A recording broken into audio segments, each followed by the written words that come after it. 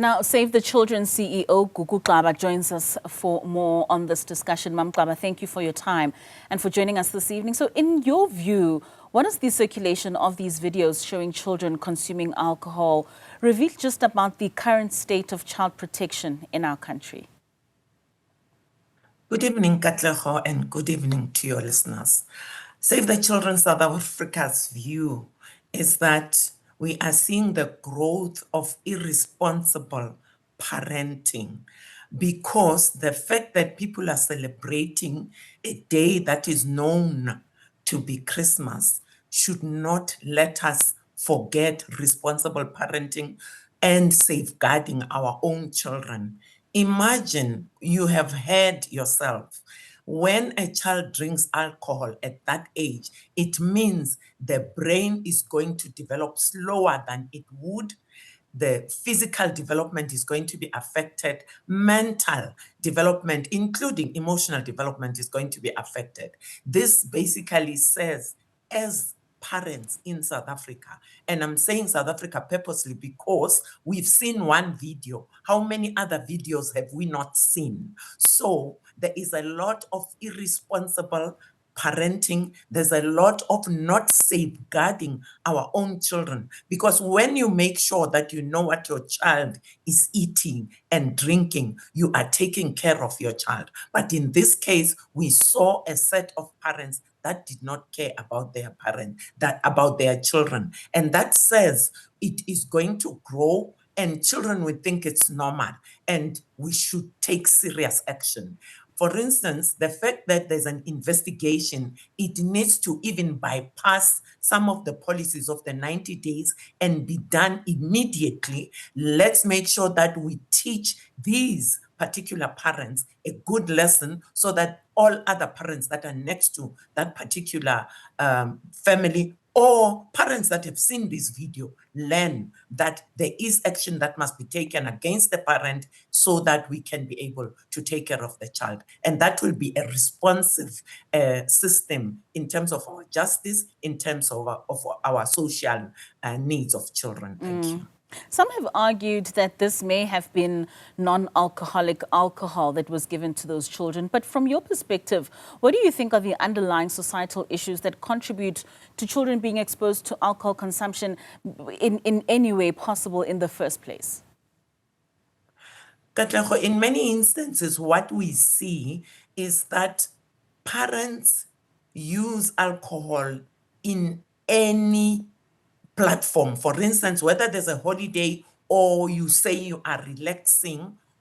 And so it means each time a parent wants to relax, they must have alcohol. This now sends a message to the onlookers who are children to say, each time I want to relax, I must drink alcohol.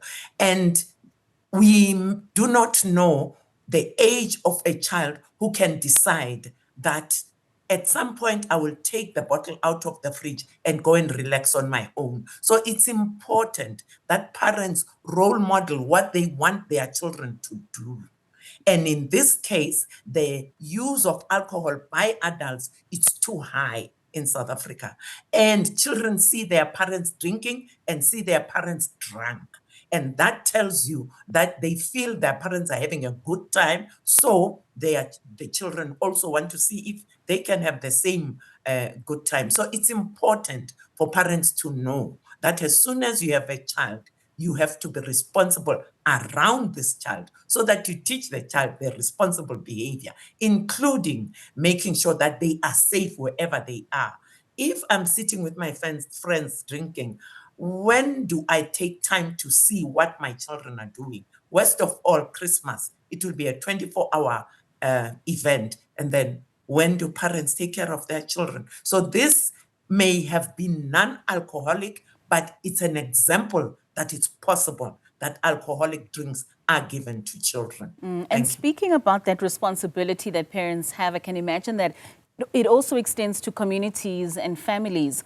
How can they be empowered to better safeguard children from the exposure to alcohol as well as other substances?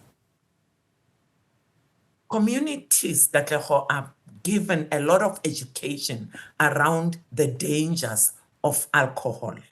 And communities have even seen it face to face, where people drink alcohol and go into cars and have accidents, which means nothing good came out of the drinking of the alcohol. People have taken alcohol and there have been fights because it causes people to be violent. And that also tells you that the consequences of drinking or the outputs and outcomes of drinking are never good for families. Communities have seen it themselves. So now it means communities need to start taking responsibility to say, it is not government that is drinking the alcohol. It is our individual families. So we need to do things differently and make sure that we protect ourselves so that when government comes to protect a community, the community has made efforts. So I think it's important for communities, as they listen to us right now, to understand that they have a huge role to play in protecting themselves, in protecting their families, so that government is adding what can be done in order to improve the lives of individual families. More so, substance abuse is causing so many other problems.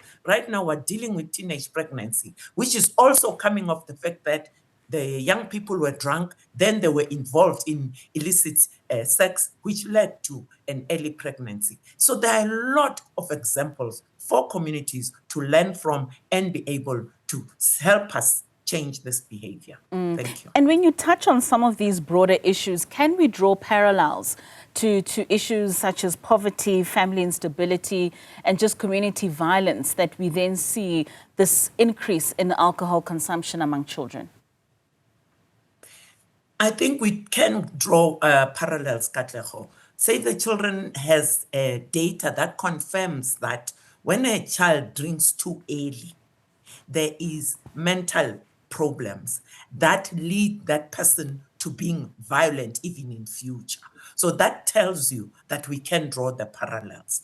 And the fact that from, for instance, when I saw this video, I thought about where did this money to buy the alcohol come from? And yet we've got so many people that are reporting poverty.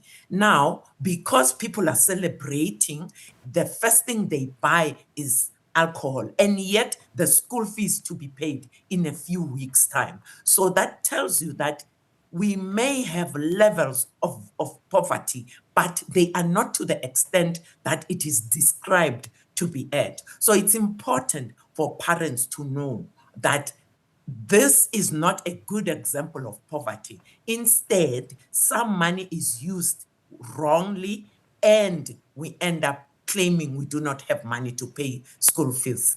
And when a child disappears after drinking this alcohol, we say we were not aware where the child is. So there's a lot of parallels to be drawn out of this kind of behavior, and we should not disregard it. Instead, we should take it seriously and act and get to the bottom of the cause of it, which will teach others and which will help us to be able to reduce the problems that we're facing, the social ills that we're facing.